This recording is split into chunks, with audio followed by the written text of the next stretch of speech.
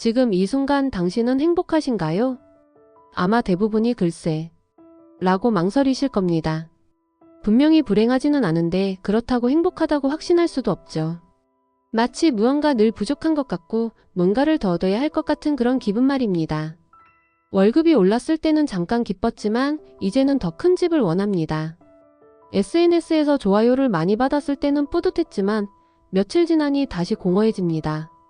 새로 산 명품 가방은 이제 옷장 한 구석에서 먼지를 쌓고 있고요. 왜 우리는 이렇게 살아갈까요? 왜 무언가를 얻어도 계속 허전할까요?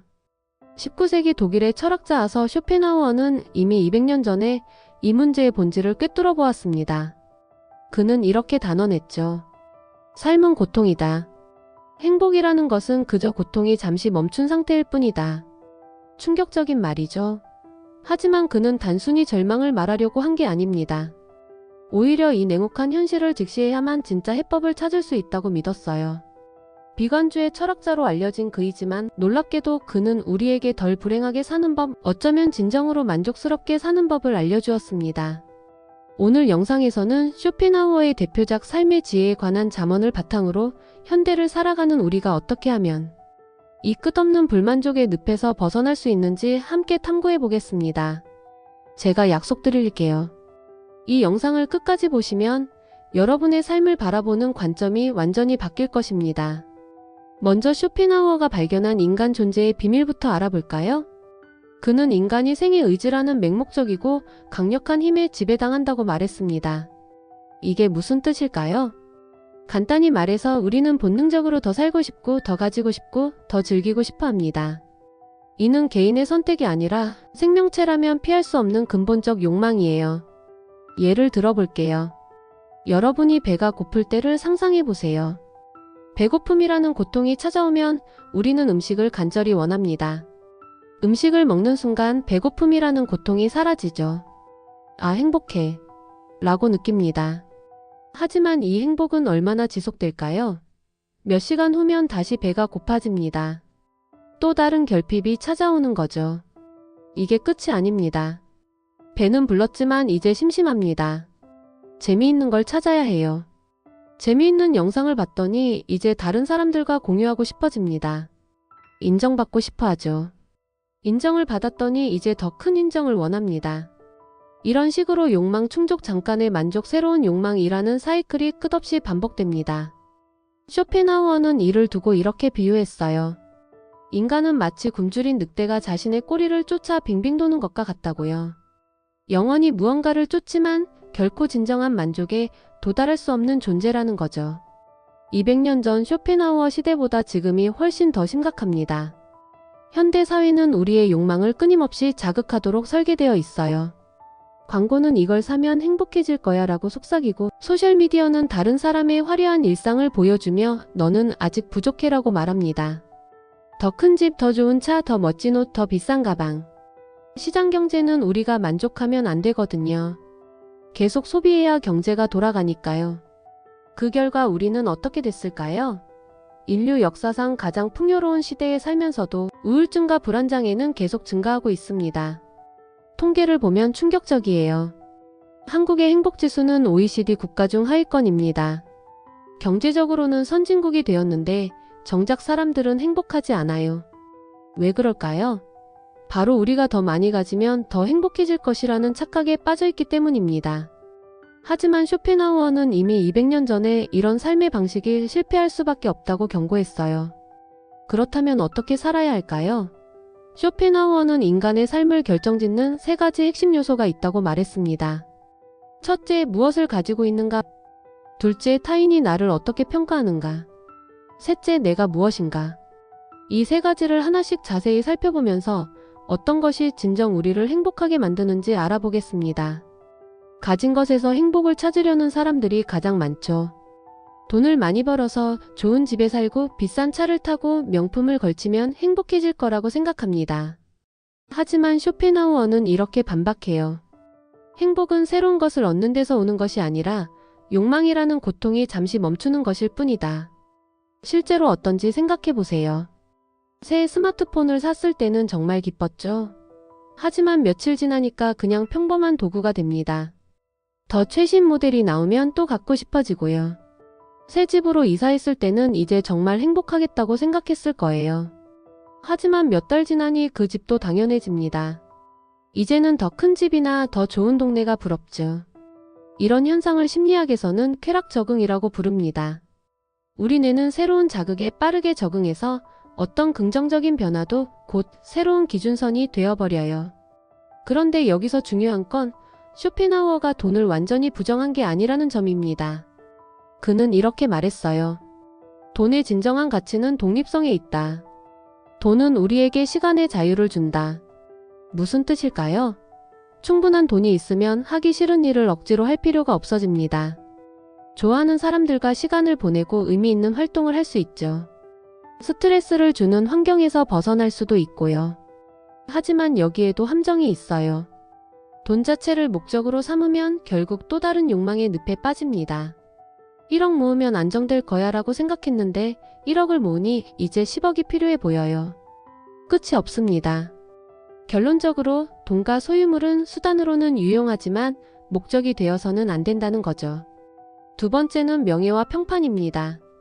다른 사람들이 나를 어떻게 보는지에서 행복을 찾으려는 거죠. 현대에는 이게 더욱 극단적으로 나타나요. 인스타그램 좋아요 수, 유튜브 구독자 수, 회사에서의 인정, 사회적 지위. 우리는 끊임없이 남의 시선을 의식하며 살고 있습니다. 특히 한국 사회는 체면과 평판을 매우 중시하죠. 남들이 뭐라고 할까가 많은 결정의 기준이 되곤 해요. 하지만 쇼펜하우어는 이를 가장 허무한 집착이라고 단언했습니다. 왜일까요? 첫째, 타인의 생각은 통제할 수 없습니다. 아무리 노력해도 모든 사람이 나를 좋아하게 만들 수는 없어요. 더군다나 사람들의 관심사는 계속 변하죠. 둘째, 타인의 평가에 의존하면 자유로울 수 없습니다.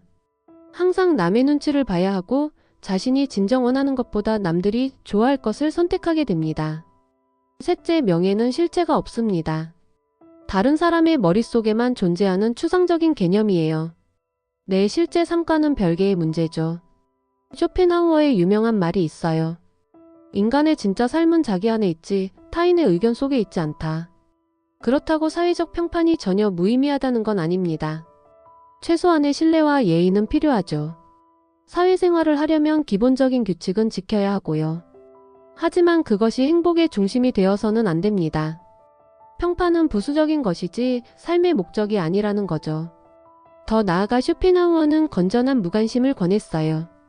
다른 사람들이 나에 대해 무슨 생각을 하든 크게 신경 쓰지 말라는 거죠. 그들의 의견이 내 실제 행복과는 별 상관이 없으니까요. 마지막이자 가장 중요한 요소가 바로 내가 무엇인가입니다. 성격, 기질, 건강상태, 정신적 태도, 지적 능력 등 내면적 자질들을 말해요. 왜 이게 가장 중요할까요? 간단한 예를 들어보겠습니다. 같은 상황에서도 사람마다 반응이 완전히 다르죠. 비가 오는 날 어떤 사람은 우울해 죽겠다고 하고 다른 사람은 공기가 맑아져서 좋네라고 해요. 같은 비인데 말이죠. 월급이 똑같은 직장 동료 2명이 있다고 해보세요. 한 명은 늘 불평불만이고 다른 한 명은 항상 긍정적이에요. 누가 더 행복할까요? 당연히 후자죠. 부자인데 늘 우울한 사람들을 본 적 있으시죠? 반대로 그리 많이 가지지 않았는데도 항상 만족하며 사는 사람들도 있고요. 이 차이가 어디서 올까요? 바로 그 사람이 어떤 사람인가에서 나옵니다. 쇼펜하우어는 특히 쾌활함을 최고의 자질로 꼽았어요. 특별한 이유 없이도 기분이 좋고 작은 일에도 즐거워할 수 있는 성향 말이죠. 이런 쾌활함은 돈으로 살 수 없습니다. 아무리 부자라도 타고나지 않으면 갖기 어려워요. 명예나 평판으로도 얻을 수 없고요. 하지만 다행히도 이런 내면적 자질은 어느 정도 개발할 수 있습니다. 완전히 타고나는 것만은 아니거든요. 첫째, 건강관리가 기본입니다. 몸이 아프면 아무리 긍정적인 성격이라도 우울해지기 쉬워요. 반대로 몸이 건강하면 웬만한 문제도 긍정적으로 받아들일 수 있죠. 둘째, 지적 활동을 늘려야 합니다. 책을 읽고 새로운 것을 배우고 깊이 생각하는 시간을 가져보세요. 정신적으로 풍부해질수록 외부 상황에 덜 의존하게 됩니다. 셋째, 예술과 문화를 즐기세요. 음악을 듣고 그림을 보고 좋은 영화를 감상하는 것. 이런 활동들은 우리의 감성을 키우고 삶을 더 풍요롭게 만들어줍니다. 이 모든 것들은 외부에서 주어지는 게 아니라 내 안에서 나오는 것들이에요. 다른 사람이 뺏어갈 수도 없고 경제 상황이 바뀐다고 없어지지도 않죠. 그럼 구체적으로 어떻게 살아야 할까요? 쇼펜하우어가 제안한 첫 번째 원칙은 큰 행복을 좇지 말라입니다. 현대인들은 항상 대박을 꿈꿔요. 대박 투자, 대박 승진, 대박 성공. 하지만 이런 기대가 클수록 실망도 커집니다. 대신 덜 불행해지는 것을 목표로 삼아보세요. 이게 훨씬 현실적이고 달성 가능해요. 예를 들어 1년 안에 1억을 벌겠다보다는 올해는 작년보다 조금 더 안정적으로 살겠다가 나은 목표예요. 엄청난 인기를 얻겠다보다는 진짜 나를 이해해주는 사람 몇 명과 깊은 관계를 맺겠다가 더 의미 있죠. 이런 식으로 기대치를 조정하면 작은 긍정적 변화에도 큰 만족을 느낄 수 있어요. 두 번째 원칙은 즐거움을 추가하려 하지 말고 고통을 제거하라입니다. 대부분 사람들은 뭔가 좋은 걸 더 얻어야겠다고 생각해요. 하지만 쇼펜하우어는 반대로 접근하라고 했습니다. 뭔가 나쁜 걸 없애야겠다고 생각하라는 거죠. 구체적인 예를 들어볼게요. 스트레스 받는 인간관계가 있다면 새로운 좋은 사람을 만나려 하기보다는 먼저 그 스트레스 받는 관계를 정리하세요. 수면 부족으로 피곤하다면 새로운 취미를 시작하기보다는 먼저 잠을 제대로 자는 것부터 해결하세요. 몸에 안 좋은 음식을 끊지도 않고 운동을 시작하는 것보다는 일단 해로운 것부터 멈추는 게 더 효과적이에요. 이런 식으로 고통의 원인을 제거하는 것에 집중하면 굳이 무언가를 더 얻으려 애쓰지 않아도 삶의 질이 크게 향상됩니다. 세 번째 원칙은 품격 있는 즐거움을 추구하라입니다. 모든 즐거움이 다 같은 건 아니에요. 어떤 즐거움은 우리를 망가뜨리고 어떤 즐거움은 우리를 성장시킵니다. 저차원적 즐거움들은 즉각적이지만 후폭풍이 있어요. 과식, 과음, 쇼핑 중독, 도박, 무분별한 소비 등등. 순간은 좋지만 나중에 후회하게 되죠. 반면 고차원적 즐거움들은 당장은 큰 자극이 없어도 오래 갈수록 더 깊은 만족을 줍니다. 독서가 그런 예예요. 처음엔 조금 지루할 수 있지만 계속 하다 보면 사고가 깊어지고 내면이 풍부해져요. 이런 변화는 누구도 빼앗을 수 없는 자산이 되죠. 음악 감상도 마찬가지예요. 좋은 음악을 듣는 능력이 생기면 언제 어디서든 혼자만의 즐거움을 만들 수 있어요. 산책, 명상, 글쓰기, 그림 그리기, 요리, 정원 가꾸기. 이런 활동들은 돈이 많이 들지도 않고 다른 사람에게 의존하지도 않으면서 깊은 만족을 줍니다. 특히 현대인들에게 필요한 건 혼자서도 즐길 수 있는 능력이에요. 다른 사람이나 외부 자극에 의존하지 않고도 충분히 만족할 수 있는 내적 자원을 기르는 거죠. 네 번째 원칙은 건강이 모든 행복의 기초라는 것입니다. 쇼펜하우어는 이렇게 말했어요. 건강한 거지가 병든 왕보다 낫다. 아무리 많은 돈이 있어도 아무리 높은 지위에 있어도 몸이 아프면 아무것도 소용없어요. 반대로 건강하기만 해도 웬만한 것들이 다 즐거워 보입니다. 건강에는 신체적 건강과 정신적 건강이 모두 포함됩니다. 신체적 건강을 위해서는 규칙적인 운동, 충분한 수면, 균형 잡힌 식사가 기본이죠. 이것들은 너무 당연해서 간과하기 쉽지만 실제로는 가장 중요합니다. 정신적 건강을 위해서는 스트레스 관리가 핵심이에요. 명상이나 요가 같은 이완 기법을 배우거나 자신만의 스트레스 해소법을 찾아보세요. 특히 현대인들은 정보 과부하에 시달려요. 하루 종일 스마트폰으로 자극적인 콘텐츠를 보다 보면 정신이 피폐해집니다. 의도적으로 디지털 디톡스 시간을 만드는 것도 중요해요.